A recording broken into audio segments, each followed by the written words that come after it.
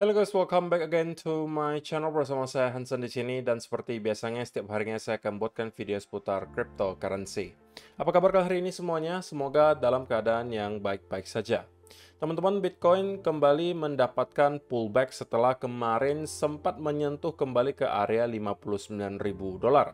Itu terjadi ketika kita melihat data CPI tadi malam dirilis. Dan kita bakalan bahas di video hari ini apa yang kemudian menyebabkan Bitcoin kembali pullback meski data CPI yang kemarin kita lihat itu sesuai dengan ekspektasi, bahkan sedikit lebih baik daripada ekspektasi, dan juga in terms of price action kira-kira apa yang bisa kita expect berikutnya. Jadi stay tune terus sampai akhir video. Nah, sekarang kita bakal mulai dari CoinMarketCap terlebih dahulu. Per hari ini secara global market cap crypto berada di angka 2,11 triliun dolar atau turun sekitar 0,12%. Nah, di top 10 coin sendiri kita juga melihat sebenarnya keadaannya mix, bagian ada hijau, ada juga yang merah. Dan yang menjadi top performer hari ini adalah Toncoin dengan kenaikan 2,68% menuju 7,34 dolar. So, itu adalah outlook sementara dari beberapa top coin yang ada. Sekarang kita langsung saja masuk ke beberapa data dan berita terbaru hari ini. Nah, yang pertama teman-teman, setelah kita mengetahui bahwa tadi malam ada data yang sangat penting itu keluar dari Amerika Serikat. Pada akhirnya kita melihat data yang keluar itu lebih baik daripada ekspektasi. Core inflation rate itu mengalami penurunan dari 3,4% menjadi 3,3%. Sedangkan untuk CPI-nya sendiri menurun dari 3,3% bahkan menjadi 3%. Jadi kedua data ini 0,1% lebih baik daripada perkiraan. Sehingga kalau misalnya teman-teman perhatikan, gold itu kemudian meroket. Ya kan? Dolar index itu drop luar biasa dalam. Yang tidak sesuai dengan ekspektasi teman-teman adalah stock market Amerika Serikat dan juga Bitcoin. Walaupun initially atau awalnya ketika data ini keluar, kita melihat Bitcoin itu meroket, stock market Amerika Serikat ketika baru dibuka juga mengalami sedikit rally, walaupun pada akhirnya menjelang closing market kita mendapatkan ada koreksi yang cukup signifikan. Dan itu yang menurut saya menjadi salah satu penyebab teman-teman kenapa kemudian Bitcoin justru kembali sell off ketika kemarin menyentuh area 59.000. Karena S&P 500 itu mengalami koreksi hampir 1%. Itu kalau misalnya untuk hitungan S&P 500 sudah termasuk cukup besar teman-teman. Nah, kalau misalnya kalian merupakan penonton setia di sini, harusnya tidak terkejut dengan pullback yang terjadi karena saya sudah sampaikan area 5.500 sampai 5.600. Menurut saya secara pribadi harusnya akan menjadi area resistance dan setidaknya kita akan mendapatkan pullback dari sana. Dan ini bisa menjadi awal dari pullback tersebut, teman-teman. Nah, kita melihat Nasdaq juga melakukan hal yang sama. Bahkan dropnya lebih dalam, kurang lebih 2%. Dan itu kemudian membuat sentimen market cryptocurrency juga ikutan ketarik turun, sehingga banyak orang yang mungkin start panikan dan melakukan penjualan. Sehingga kita melihat Bitcoin kembali ke range kurang lebih 57 ribuan. Jadi itu yang pertama teman-teman. Tapi perlu kalian ingat juga bahwa malam hari ini kita juga kembali akan mendapatkan salah satu data yang lumayan signifikan dari Amerika Serikat di pukul 19.30 waktu Indonesia Barat malam hari ini, yaitu adalah data PPI atau Producer Price Index yang diekspektasikan akan keluar di angka 0,1%. So, itu adalah yang pertama teman-teman. Kemudian yang kedua, selling pressure tentunya masih berlanjut dari pemerintahan Jerman. Walaupun sampai hari ini saya harus katakan Bitcoin terlihat cukup baik menyerap selling pressure tersebut. Setelah kita mengetahui bahwa 1 minggu terakhir kita bisa anggap pemerintahan Jerman terus melakukan penjualan, pada akhirnya sekarang mereka hanya tersisa lagi kurang lebih 284 juta dolar. Artinya sudah mungkin 80 atau 70% dari total yang mereka punya itu sudah terjual dan hanya tersisa sedikit lagi, teman-teman.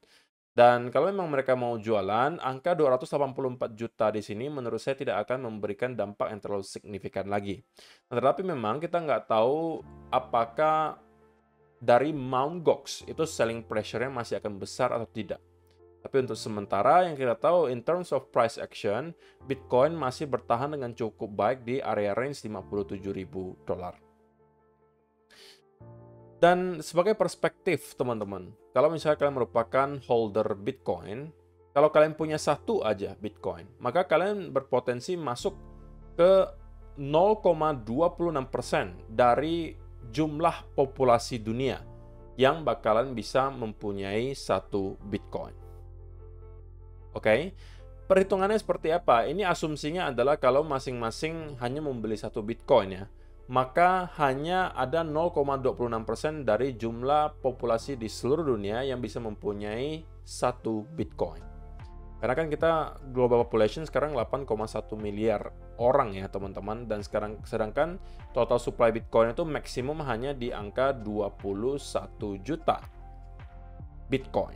Sehingga kalau kita bagi, kalau masing-masing orang hanya bisa membeli satu anggapan, ya kan, maka hanya akan ada 0,26% dari total jumlah populasi di dunia yang akan memegang satu Bitcoin. Inilah kenapa teman-teman dikatakan bahwa Bitcoin adalah salah satu aset yang karena kelangkaannya itu secara jangka panjang harusnya harganya terus akan terapresiasi. Kenapa? Karena semakin tinggi adopsi terjadi, semakin banyak orang mengenal Bitcoin, yang mungkin sekarang juga udah banyak orang-orang yang menerima gaji kemudian sebagian setiap bulannya dibelikan dalam bentuk Bitcoin, jadinya berebut gitu loh. Sehingga lama-kelamaan satu Bitcoin itu harganya harus lebih mahal. Karena demand-nya terus ada, sedangkan supply-nya tidak bisa bertambah.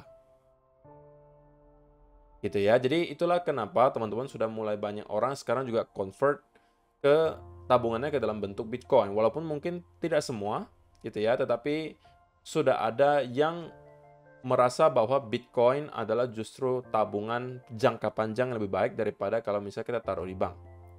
Sebenarnya itu secara perhitungan ya no-brainer ya teman-teman. Kalau misalnya kita hitung, kita tabung di bank itu setahun cuma dapat berapa persen secara bunganya gitu ya, 0, sekian persen. Atau bahkan anggap 1 atau 2% deh gitu kan. Sedangkan Bitcoin teman-teman, kalau misalnya kalian hold beberapa tahun saja, secara rata-rata bisa menghasilkan return hingga ratusan persen. Jadi itu bukan perbandingan teman-teman. Dan kalaupun kita anggap ke depannya misalnya Bitcoin tidak lagi memberikan gains sampai ratusan persen per tahunnya, kalaupun hanya misalnya 10% per tahun rata-rata, gitu kan, kita anggap yang konservatif deh 10% aja per tahun. Itu merupakan returns yang luar biasa besar, teman-teman. Oke? Karena kalian anggapannya mungkin hanya sebagai tabungan aja, tapi setiap tahunnya kalian menerima bunga 10%, dibandingkan kalau kalian taruh di tabungan atau deposito bahkan, yang mungkin angka bunganya itu jauh di bawah itu. Deposito ya paling kalian dapatnya berapa persen? 4-5% mungkin. Anggap mungkin ada yang lebih gede 6% katakanlah. Tapi Bitcoin kita anggap paling konservatif itu 10% misalnya. Itu pun kalau misalnya market cap-nya sudah besar banget. Kalau untuk sekarang saya masih yakin teman-teman masih bisa mendapatkan return mungkin rata-rata puluhan persen per tahunnya selama 1 dekade ke depan. Saya rasa hal itu masih cukup realistis untuk didapatkan. Jadi itu adalah sebagai perspektif saja teman-teman, bahwa untuk sekarang kalian-kalian yang telah mempunyai secara total satu Bitcoin, sebenarnya kalian termasuk orang-orang langka di dunia gitu ya. Nah, sekarang kita bakal masuk ke chartnya Bitcoin, dan saya pengen mulai dari 4-hour chart. Teman-teman, apa yang kita lihat terjadi selama 24 jam terakhir adalah sesuatu yang kembali menguras mental kita gitu ya. Setelah kemarin kita sempat breakout di sekitaran area 59.400-an, kemudian kita kembali ketarik turun ke bawah. Nah, pump yang kita lihat di sini terjadi, puncaknya itu ketika CPI-nya terilis, teman-teman. Kita kemudian mendapatkan ada spike di sini sebelum pada akhirnya kembali sell off. Nah, yang menjadi berita negatifnya, teman-teman, kali ini adalah kita kembali melihat Bitcoin berhasil untuk breakdown di bawah area upper trend line-nya. Dan sekarang kembali mencoba untuk jebol di bawah area support 56.600.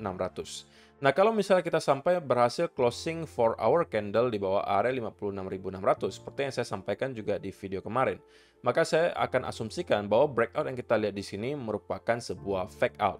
Dan kita bisa expect Bitcoin untuk setidak-tidaknya kembali ngeretest ke area lower trendline di sini, yang kalau mampu kita breakdown, itu akan membuka ruang bagi Bitcoin untuk menuju ke lower low baru, atau setidaknya nyentuh lagi ke area lower low terakhir di 53.600-an.